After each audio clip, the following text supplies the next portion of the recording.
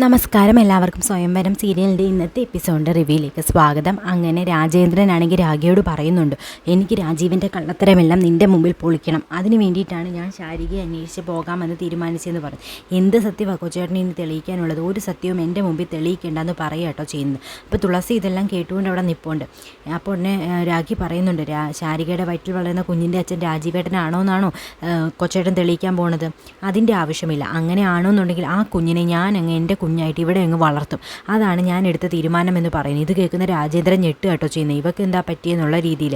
അതുകൊണ്ട് കൂടുതൽ മെനക്കെട്ട അന്വേഷണത്തിലൊന്നും പോകണ്ട, ശാരികയെ ഞാൻ തന്നെ കണ്ടെത്തിക്കോളാം, എനിക്ക് അവളെ കണ്ടെത്തിയിട്ട് ആവശ്യമുണ്ട്, അതാണ് ഞാൻ ഉദ്ദേശിക്കുന്നതെന്നും പറയാം കേട്ടോ ചെയ്യുന്ന രാഗി. അതുകൊണ്ട് കൊച്ചേട്ടൻ്റെ ഇടപെടൽ ഇതിൽ ആവശ്യമില്ല, അനാവശ്യ കാര്യങ്ങളിൽ കൊച്ചേട്ടൻ ഇനി ഇടപെടാനും നിൽക്കേണ്ട എന്ന് പറയുന്നു. പിന്നീട് ഫോൺ കട്ട് ചെയ്തിട്ട് രാജേന്ദ്രൻ ആലോചിക്കുക കേട്ടോ ചെയ്യുന്നത്, എൻ്റെ ചോരയെ പറഞ്ഞ കുഞ്ഞിനെ എന്തിനാണ് ഇവള് വളർത്തുന്നത്? അതിൻ്റെ ആവശ്യമില്ല. ശാരികയുടെ എല്ലാ സ്വത്തുക്കളും എത്രയും പെട്ടെന്ന് കൈക്കലാക്കണം. അതുകൊണ്ട് ശാരികയെ എത്രയും പെട്ടെന്ന് കണ്ടെത്തണം. എൻ്റെ കുഞ്ഞിൻ്റെ കാര്യവും ഞാൻ നോക്കിക്കോളാം, എനിക്കറിയാം ബാക്കി എന്ത് ചെയ്യണമെന്ന്. അവൾ കോടീശ്വരിയല്ലേ, അവളെ അങ്ങനെ വിട്ടുകളയാൻ പറ്റുമോ? അവൾ എൻ്റെ കസ്റ്റഡിയിൽ തന്നെ ആജീവനാന്തം ഇരിക്കണമെന്നും രാജേന്ദ്രൻ മനസ്സിൽ കരുതുന്നു. ഇനിയിപ്പം വൈകണ്ട, ഉടനെ തന്നെ ശാരികയെ കണ്ടെത്താനായിട്ട് രാജേന്ദ്രൻ നേരെ തിരുവനന്തപുരത്തേക്ക് പോകുക കേട്ടോ ചെയ്യുന്നത്. ഇവിടെ രാഖിയാണെങ്കിൽ രാജീവിന് തലതുറത്തി കൊടുക്കുകയും അതുപോലെ തന്നെ രാജീവനെ സ്നേഹത്തോടു കൂടി പരിചരിക്കുകയൊക്കെ ചെയ്യുക കേട്ടോ ചെയ്യുന്നത്. രാജീവൻ്റെ അടുക്ക പറയുന്നുണ്ട്, ഇങ്ങനെ തലതോർത്താതിരുന്നാലുണ്ടല്ലോ വല്ല പനിയും പിടിക്കും, പറഞ്ഞേക്കാം. അതിന് ഞാൻ ആരുടെ മുമ്പിൽ തല കുനിച്ച് കൊടുക്കാറില്ല എന്ന് പറയുന്നത്. അപ്പം രാജീവൻ എന്നുള്ള പേര് മാറ്റി രാജാവെന്നാക്കാമെന്ന് പറയുന്നു. എന്നാലും കുഴപ്പമില്ല എന്ന് പറയാട്ടോ ചെയ്യുന്നത്. അങ്ങനെ രാഗി തല തോർത്തി കൊടുക്കും, പറയുന്നു, പണ്ടെൻ്റെ അമ്മ തോർത്തും പോലെ തന്നെ ഉണ്ടെന്ന് പറയുന്നു രാജീവൻ. പിന്നെ എന്നെ നിങ്ങൾ അമ്മച്ചിയാക്കിയല്ലേ എന്ന് ചോദിക്കാട്ടോ ചെയ്യുന്നത് രാഗി. അപ്പോൾ ഉടനെ നീ അമ്മച്ചിയാണെങ്കിൽ ഞാൻ അച്ചായനാടി, അച്ചായൻ എന്ന് രാജീവൻ തിരിച്ചും പറയും. അങ്ങനെ കുറച്ച് റൊമാൻറ്റിക് ആയിട്ടുള്ള സീനുകളിൽ കൂടെ പോകാട്ടോ ചെയ്യുന്നത്. അപ്പോൾ രാഖിയാണെങ്കിൽ ഇടയ്ക്കുള്ള സൂത്രപ്പണി പ്രയോഗിക്കാട്ടോ ചെയ്യുന്നത്. രാജീവനെ സോപ്പിടുന്നുണ്ട്, എനിക്ക് ടൂറ് പോകണമെന്നൊന്നും ഇല്ല രാജീവേട്ട, ശാരിക അടിമാലിയിലുണ്ടെന്നൊരു വിവരം കിട്ടി, അതുകൊണ്ടാണ് ഞാൻ ഇടുക്കി അടിമാലിക്കൊക്കെ പോവാമെന്ന് പറഞ്ഞെന്ന് പറയുന്നു. അപ്പോൾ രാജീവിന് മനസ്സിലാവുന്നുണ്ട് കേട്ടോ, ശാരികയെ കണ്ടെത്താനുള്ള ഉറച്ച തീരുമാനത്തിൽ തന്നെയാണ് രാഖിയെന്ന്. പിന്നില്ലേ തിരുവനന്തപുരത്തേക്ക് എനിക്കൊന്ന് പോകണം, രാജീവേട്ടൻ എൻ്റെ കൂടെ വരണമെന്ന് പറയും. എന്തിനാ ഇപ്പോൾ തിരുവനന്തപുരത്തേക്ക് പോകുന്നതെന്ന് ചോദിക്കും കേട്ടോ ചെയ്യുന്നത്. അല്ല, ശാരികയുടെ ഒരു അങ്കിളുണ്ട് അനിരുദ്ധൻ എന്ന് പറഞ്ഞ്, അയാൾ തിരുവനന്തപുരത്താണ്, അവിടെ ചെന്നാൽ ശാരിക എവിടെയുണ്ടെന്ന് അറിയാനായിട്ട് സാധിക്കും. ഷീലയെ എന്നോട് പറഞ്ഞത്, അയാൾക്ക് കൃത്യമായിട്ട് അറിയാമെന്നാണ് പറഞ്ഞതെന്ന് പറയുന്നു. വേണോ രാഗി, ശാരികയുടെ വഴിക്ക് വിട്ടാൽ പോരെന്ന് ചോദിക്കുന്നു രാജീവൻ. പോരാ, എനിക്ക് ശാരികയെ കണ്ടെത്തി പ്രായച്ചിത്തം ചെയ്യണം, രാജീവേട്ടൻ എൻ്റെ കൂടെ വന്നേ പറ്റുള്ളൂ എന്ന് പറയുന്നു. പ്ലീസ് രാജീവേട്ട എന്നൊക്കെ പറഞ്ഞ് കാല് പിടിച്ച് അപേക്ഷിക്കുക കേട്ടോ ചെയ്യുന്നത് രാഗി. അപ്പോൾ ഉടനെ രാജീവൻ പറയുന്നുണ്ട്, വിഷമിക്കേണ്ട, എന്തിനും ഞാൻ കൂടെയുണ്ട്, ഞാൻ ഉറപ്പായിട്ട് നിൻ്റെ കൂടെ തിരുവനന്തപുരത്തേക്ക് വരാം, നീ എന്തായാലും റെഡിയായി നിന്നാൽ മതി എന്നൊക്കെ രാജീവൻ പറയട്ടോ ചെയ്യുന്നത്. രാഗിയുടെ ഉദ്ദേശമോ രാഗിയുടെ അസുഖത്തെ പറ്റി ഒന്നും തന്നെ രാജീവൻ അറിയുന്നില്ല. പാവൻ രാജീവൻ കേട്ടോ, രാഗി പറയുന്ന എല്ലാത്തിനും താളം തുള്ളുകയാണ് ചെയ്യുന്നത്. ഒരു തരത്തിൽ പറഞ്ഞു കഴിഞ്ഞാൽ രാജീവനെ രാഗി ചതിക്കുക തന്നെയാണ് കേട്ടോ ചെയ്യുന്നത്. രാഗിക്ക് ഇപ്പോഴും രാജീവൻ്റെ കുഞ്ഞ് തന്നെയാണ് ശാരികയുടെ വയറ്റിലുള്ളതെന്ന് വിശ്വാസം തന്നെ കേട്ടോ ഉള്ളത്. പക്ഷേ അതിൻ്റെ അസുഖം കാരണമാണ് ഇങ്ങനെയൊക്കെ രാഗി പെരുമാറുകയും ചെയ്യുന്നത്. പിന്നീട് രാജേന്ദ്രൻ അനിരുദ്ധനെ അന്വേഷിച്ച് വീട്ടിലേക്ക് എത്തുന്നു. അപ്പോൾ സെർവൻ്റ് അങ്ങോട്ടേക്ക് വരുന്നു. എന്നിട്ട് നിങ്ങൾ ആരാന്ന് ചോദിക്കുന്നു. രാജേന്ദ്രനാണ്, അപ്പോയിൻമെൻറ്റ് എടുത്തിരുന്നു പറയുന്നു. നിങ്ങളോട് വരാൻ 9:30 പറഞ്ഞത്, ഇപ്പോൾ 10:30 ആയില്ലേ, സമയത്തിന് വളരെ കൃത്യതയുള്ളത് ആളാണ് സാറ് ജിമ്മിൽ പോയിരിക്കുകയാണ്, 1 മണിക്കൂർ അവിടെ വർക്കൗട്ടുണ്ട്, അതിനുശേഷമേ ഇങ്ങോട്ടേക്ക് വരത്തുള്ളൂ എന്ന് പറയുക കേട്ടോ ചെയ്യുന്നത്. അപ്പോൾ ഉടനെ നിങ്ങൾ ആരാന്ന് ചോദിക്കുന്നു. രാജേന്ദ്രൻ സെർവൻ്റ് എന്ന് പറയുന്നു. ദൈവമേ, സെർവൻറ്റിന് ഇത്രയും ചാടുക, അപ്പോൾ പിന്നെ യജമാനൻ എങ്ങനെയായിരിക്കും എന്ന് രാജേന്ദ്രൻ ആലോചിക്കുന്നു. പിന്നെ കാണുന്ന സീനെന്ന് പറഞ്ഞാൽ ഒരു വയസ്സായ സ്ത്രീയെ ഒരാൾ ബൈക്കിടിച്ച്, ഒരു ചെറുപ്പക്കാരനായ ഒരു ഫ്രീക്കൻ പയ്യൻ ബൈക്കിടിച്ച് വീഴ്ത്തുക കേട്ടോ ചെയ്യുന്നത്.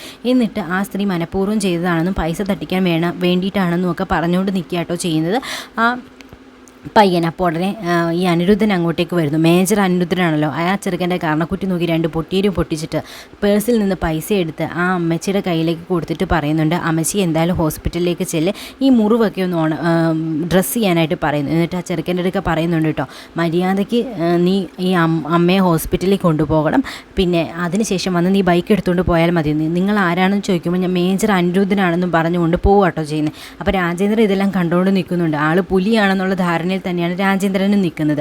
ഇവിടെ തുളസിയാണെങ്കിൽ രാഖിയോട് ചോദിക്കുന്നു, ചേച്ചി എന്തിനാണ് ശാരി ചേച്ചിയെ അന്വേഷിച്ച് ശാരി ചേച്ചി വയറ്റിൽ വളർന്ന കുഞ്ഞിനെ സ്വന്തം കുഞ്ഞായിട്ട് ഇവിടെ വളർത്തുമെന്നൊക്കെ പറഞ്ഞും ചോദിക്കുന്നു. നീ എങ്ങനെ ഇത് കേട്ടെന്ന് ചോദിക്കുന്നു. ഞാൻ കേട്ടത് രാജേന്ദ്രൻ സാറിനോട് ചേച്ചി സംസാരിക്കുന്നതാണെന്ന് പറയാട്ടോ ചെയ്യുന്നത്. അപ്പോൾ നിനക്കും തുടങ്ങിയോ മറ്റുള്ളവർ പറയുന്നത് ഒളിഞ്ഞു കേൾക്കാനായിട്ടെന്ന് രാഗി ചോദിക്കുന്നു. ഒളിഞ്ഞു കേട്ടതൊന്നുമല്ല, ഞാൻ അറിയാതെ കേട്ടതാന്ന് പറയുന്നു. ചേച്ചി സ്വന്തം ജീവിതം എന്തിനാണ് തകർക്കാനായിട്ട് നോക്കുന്നത്? നിങ്ങളിപ്പോൾ വളരെ മനസ്സമാധാനത്തോട് കൂടിയല്ലേ ജീവിക്കുന്നത്? അപ്പോൾ ഉടനെ രാഗി പറയുന്നുണ്ട്, മറ്റുള്ളവരുടെ കണ്ണിൽ തെറ്റായിട്ട് തോന്നാം, പക്ഷേ ഞാൻ ചെയ്യുന്നത് ശരിയാണെന്നുള്ളത് പിന്നീട് മനസ്സിലായിക്കൊള്ളൂ എന്ന് പറയുന്നത്. രാജീവൻ സാർ അറിഞ്ഞാൽ എന്താകുമെന്ന് ചേച്ചി ചിന്തിച്ചിട്ടുണ്ടോ ചോദിക്കാട്ടോ ചെയ്യുന്നു തുളസി. രാജീവേട്ടൻ ഇപ്പം അറിഞ്ഞാൽ ഒന്നും സമ്മതിക്കത്തില്ല, പക്ഷേ ഭാവിയിലെല്ലാം സമ്മതിക്കും. അത്രയ്ക്ക് വലിയൊരു സത്യമാണ് എനിക്ക് പറയാനുള്ളത്. കാര്യങ്ങൾ തിരിച്ചറിയുന്നതോടുകൂടി രാജീവേട്ടനെ എല്ലാത്തിനും സമ്മതിക്കുമെന്ന് രാഗി പറയാട്ടോ ചെയ്യുന്നത്. എന്ത് കാര്യമാണ് ചേച്ചി ഉദ്ദേശിച്ചതെന്ന് ചോദിക്കാട്ടോ ചെയ്യുന്നു തുളസി. അതൊക്കെയുണ്ട്, നീ എന്തിനാ ഇതൊക്കെ അന്വേഷിക്കുന്നത്? നീയും തുടങ്ങിയോ കൊച്ചേട്ടനെ പോലെ ആവശ്യമില്ലാത്ത കാര്യത്തിൽ ഇടപെടാനായിട്ട്? ആവശ്യമില്ലാത്ത കാര്യമോ ചേച്ചി? ഇത് നിങ്ങളുടെ ജീവിതത്തിൻ്റെ കാര്യമല്ലേ എന്ന് പറയാട്ടോ ചെയ്യുന്നു തുളസി. വെറുതെ എന്തിനാണ് ചാരി ചേച്ചിയുടെ കുഞ്ഞിനെയൊക്കെ ചേച്ചി സ്വന്തം കുഞ്ഞിനെ പോലെ വളർത്താമെന്ന് പറഞ്ഞത്? കുഞ്ഞിനെയൊക്കെ ഏറ്റെടുക്കാനായിട്ട് രാജീവേട്ടൻ സമ്മതിക്കുമോ എന്നിങ്ങനെ ചോദിക്കുമ്പോഴത്തേക്ക് തന്നെ രാജീവൻ ഇറങ്ങി വരിക കേട്ടോ ചെയ്യുന്നത്. എന്താ നിങ്ങളിവിടെ ഡിസ്കസ് ചെയ്യുന്നതെന്ന് ചോദിക്കുന്നു. അപ്പോൾ രാഗിയും തുളസിയും ഞെട്ടി നോക്കുക കേട്ടോ ചെയ്യുന്നത്. എന്താ രണ്ടുപേരും കൂടെ അന്തം വിട്ട് നിൽക്കുന്നതെന്ന് ചോദിക്കുമ്പോഴത്തേക്കും രാഗി പറയാട്ടോ ചെയ്യുന്നത്, തുളസിക്ക് ചെറിയ സംശയങ്ങളുണ്ട്, അതൊക്കെ ഞാൻ തീർത്തു കൊടുക്കുക എന്ന് പറയുന്നു. അപ്പോൾ ഉടനെ രാഗിയെ വിളിച്ചിട്ട് രാജീവൻ പറയുന്നുണ്ട്, ഞാൻ 12 മണി വരെ കോൺഫറൻസ് ഉണ്ട്, അതിനുശേഷം ഞാൻ ഇങ്ങോട്ട് വരാം, നീ ബാഗൊക്കെ പാക്ക് ചെയ്ത് നിൽക്കാൻ പറയുന്നു. അപ്പോൾ തിരുവനന്തപുരത്തേക്ക് ശാരികയെ അന്വേഷിച്ച് പോകാനാണ് കേട്ടോ റെഡിയായി നിൽക്കാനായിട്ട് രാജീവൻ പറയുന്നത്. ഇതൊക്കെയാണ് രാഗിയുടെ മനസ്സിലിരിപ്പെന്ന് രാജീവനൊട്ട് അറിയുന്നുമില്ല. പോകുന്ന പോക്കിന് രാജീവൻ തിരിഞ്ഞ് ചോദിക്കുക കേട്ടോ ചെയ്യുന്നത്, നിങ്ങളേത് കുഞ്ഞിനെ ദത്തെടുത്ത് വളർത്തുന്ന കാര്യമോ കുഞ്ഞിനെ ഏറ്റെടുക്കുന്ന കാര്യമോ പറയുന്ന കേട്ടല്ലോ, അതെന്താണെന്ന് ചോദിക്കുന്നു. അപ്പോൾ രാഗിയും തുളസിയും ഞെട്ട് കേട്ടോ ചെയ്യുന്നത്. അപ്പോൾ തുളസി ഉടനെ ഒരു കള്ളം പറയാ ചെയ്യുന്നത്, ഞാനൊരു കുഞ്ഞിനെ ദത്തെടുക്കുന്ന കാര്യത്തെ പറ്റിയുള്ള സംശയം ഞാൻ രാഗി ചേച്ചിയോട് ചോദിക്കാമെന്ന് പറയുന്നു. ആ കുഞ്ഞിനെ ദത്തെടുക്കുന്നത് വളരെ നല്ല കാര്യമാണ്, ഒരു പുണ്യപ്രവൃത്തിയാണെന്ന് രാജീവൻ പറഞ്ഞിട്ട് അങ്ങ് പോകുക കേട്ടോ ചെയ്യുന്നത്. പിന്നീട് രാജേന്ദ്രൻ അനിരുദ്ധനെ കാണുക കേട്ടോ ചെയ്യുന്നത്. എനിക്ക് ശാരികയെ പറ്റിയുള്ള വിവരമാണ് അറിയേണ്ടതെന്നും നമ്പൂതിരി മരിച്ചതോടുകൂടി തന്നെ ശാരികയെ അവിടെ നിന്ന് കാണാതായല്ലോ, പിന്നെ സഹോദരി തന്നെയാണല്ലോ രാമഭദ്ര തിരുമേനിയെ കൊന്നത് എന്നൊക്കെ പറയുന്നുണ്ട് കേട്ടോ. അതെല്ലാം ഞാൻ അറിഞ്ഞു, എന്തായാലും ഒരു നടുക്കലോട് കൂടി തന്നെ ഞാനത് കേട്ടത്. എൻ്റെ ഒരു കസിൻ സിസ്റ്ററെയാണ് രാമഭദ്ര തിരുമേനി വിവാഹം കഴിച്ചത്. പിന്നീട് അവരുടെ അദ്ദേഹത്തിൻ്റെ അനിയത്തിയാണല്ലോ എല്ലാ കാര്യങ്ങളും ചെയ്തുകൊണ്ടിരുന്നത്.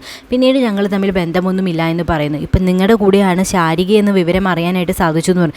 അതിനെപ്പറ്റി എന്തിനാണ് രാജേന്ദ്രൻ അറിയുന്നതെന്ന് ചോദിക്കുമ്പോഴത്തേക്കും എൻ്റെ സഹോദരിയുടെ ഫ്രണ്ടാണ് ശാരിക. അപ്പോൾ ശാരികയെ പറ്റിയിട്ടുള്ള വിവരങ്ങൾ അറിഞ്ഞിട്ട് ശാരികയെ കണ്ടെത്തിയിട്ട് തിരുമേനിയുടെ കോടിക്കണക്കിന് രൂപയുടെ സ്വത്തുക്കളെല്ലാം എഴുതി കൊടുക്കാൻ വേണ്ടിയിട്ടാണ് താൻ ശാരികയെ അന്വേഷിക്കുന്നതെന്ന് പറയുന്നു. അപ്പോൾ ഉടനെ തന്നെ തിരുമേനി അനിരുദ്ധം പറയുന്നുണ്ട്, എണീക്കട രാജേന്ദ്ര, നീ വിളിച്ച് 5 മിനിറ്റ് കഴിഞ്ഞപ്പോൾ നിന്നെ പറ്റിയുള്ള എല്ലാ വിവരവും കിട്ടി. ശാരികയെ പറ്റി ഒരു വിവരവും ഞാൻ നിന്നോട് പറയാനായിട്ട് പോകുന്നില്ല. ശാരിക എവിടെയുണ്ടെന്ന് എനിക്കറിയാം, പക്ഷേ എനിക്ക് പറയാൻ മനസ്സില്ല എന്ന് പറയാട്ടോ ചെയ്തത്.